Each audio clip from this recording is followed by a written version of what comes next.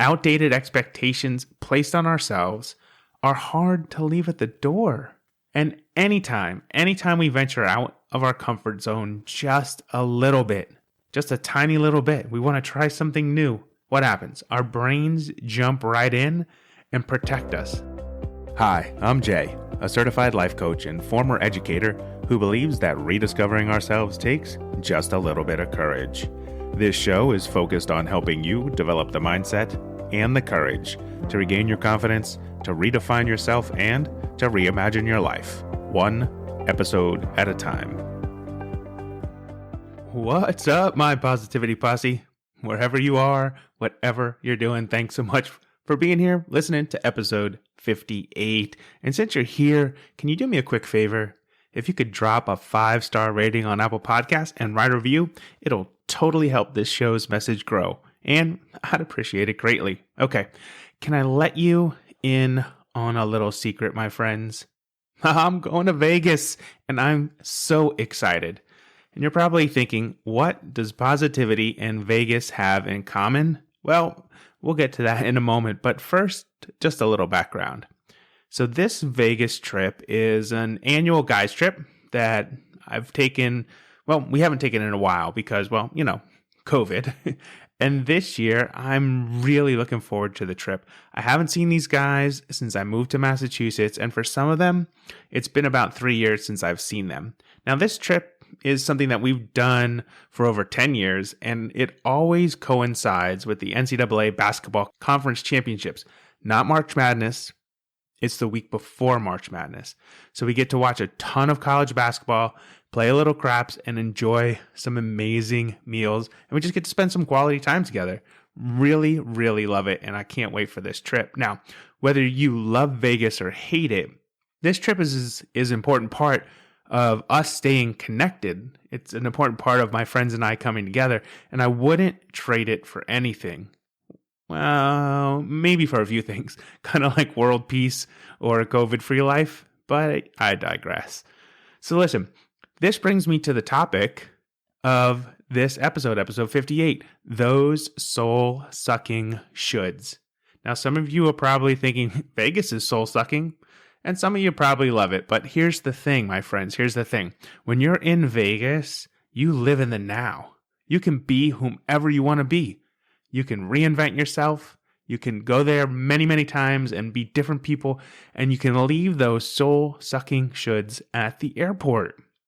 Now, if you're a regular listener to Positivity on Fire, you know I have a thing about contractions. Like can't, won't, couldn't, don't, shouldn't.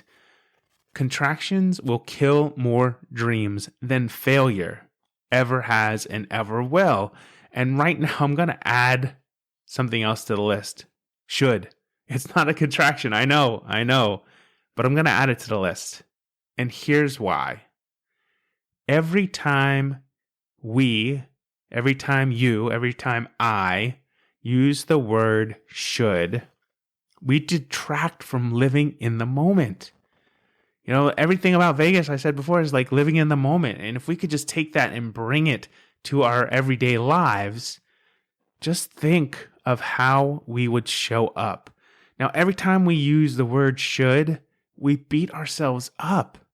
Every time we use the word should, we place all sorts of guilt on ourselves.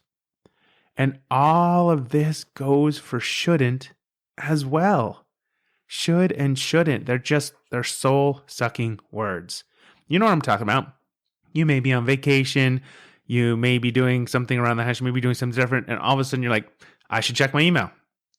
Or I shouldn't eat that food. Or I shouldn't take that chance. I should be doing the laundry right now. I shouldn't be wasting my time. I should be doing something more productive. I shouldn't be on this trip. I shouldn't go for that new job. I shouldn't. And I get it. Old habits are really hard to break. Outdated expectations placed on ourselves are hard to leave at the door. And anytime we venture out of our comfort zone just a little bit, just a tiny little bit. We want to try something new. What happens? Our brains jump right in and protect us. They protect us from harm. That's its job. That's what it does. Our brains don't want us to change because comfort is comfortable, because it keeps us safe. Now, I got it. Change and growth is hard frickin' work. I'm not going to tell you it's not hard work. And when we allow the shoulds and shouldn'ts of our lives to get in the way, it can be downright paralyzing.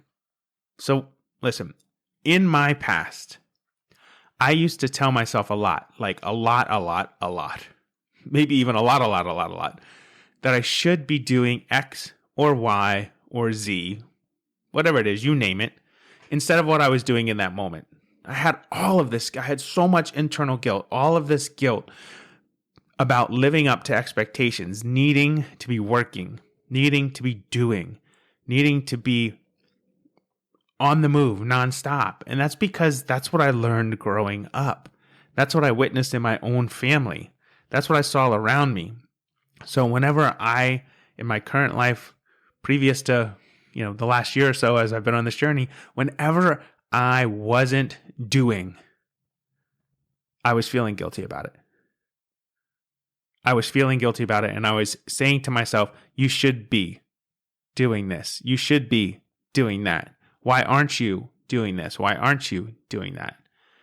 But over the last year or so, when I really began to take stock of my life, when I began to take a look around, when I started to look at the shoulds and the shouldn'ts in my life, and I decided to throw them all out the window.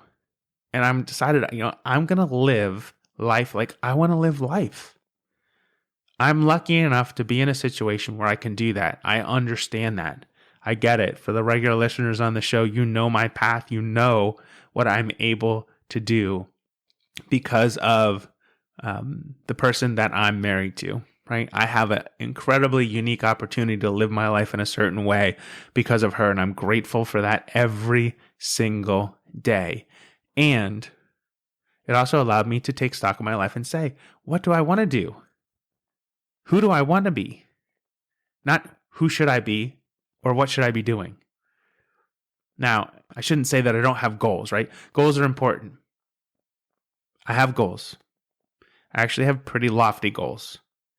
I want to become the best version of myself so I can constantly be in service to others, so I can show up grounded, so I can show up honest, so I can show up transparent, so I can show up for you every week, so I can show up as non-judgmental for my clients, so I can leave space for them.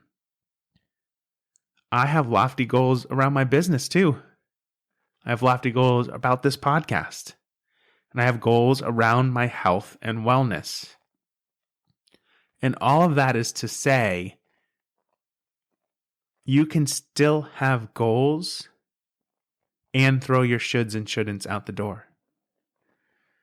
So when you take a look at your life, my friends, when you take a look around, when you look at your relationships, when you look at your partner or your spouse, when you look at your career, your finances, your health, your home life, what you do for fun and relaxation, as well as what you do to have your own personal growth and development, how would you rate yourselves in those categories right now, quick, on the spot? And then ask yourself, what would it take you to get to be a 10? Now, if you're being honest, really, really honest with yourself, the reasons you aren't getting to the 10s is because you spend so much time worrying about the soul-sucking shoulds and shouldn'ts. And you forget, my friends, you forget about the wonderful world of will. I will live in the moment.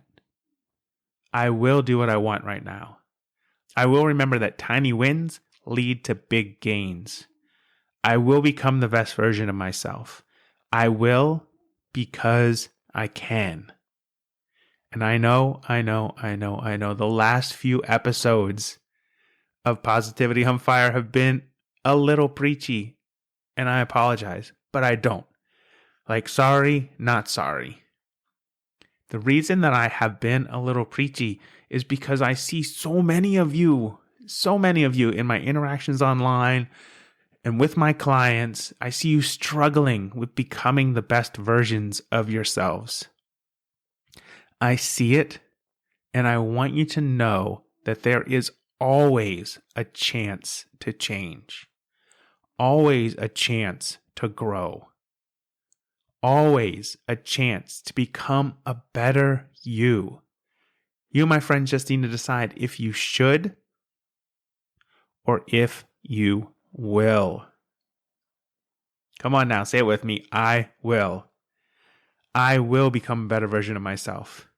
I will become a better version of myself for others around me. I will become the best version of myself because it will totally transform my life. It'll transform my life and the lives of those around me. You've got this, my friends. I believe in you. You just need to believe in yourself. A little at a time, every single day, tiny gains, micro gains, little wins. You've got this. You've got this. Okay, my friends, that's it for this week's episode. But before I go, if you just happen to be in Vegas March 8th through the 11th, drop me a line at jason@positivityonfire.com. I'd love to see you there. I'd love to share a drink with you, catch up, and see what's going on in your life. I'd love to hear about what progress you're making.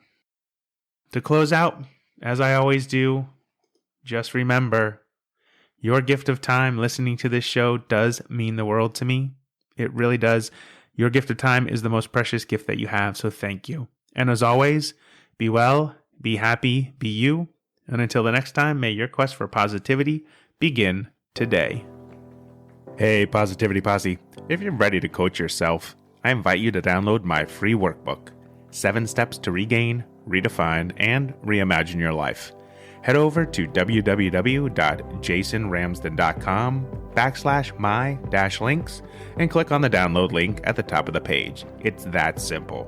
And hey, if you're interested in working with me as your own personal life coach, visit jasonramsden.com and click Get Started in the upper right-hand corner of the screen. I hope to talk to you soon. Until then, have an amazing day. Positivity on Fire is a production of Impact One Media LLC. All rights reserved.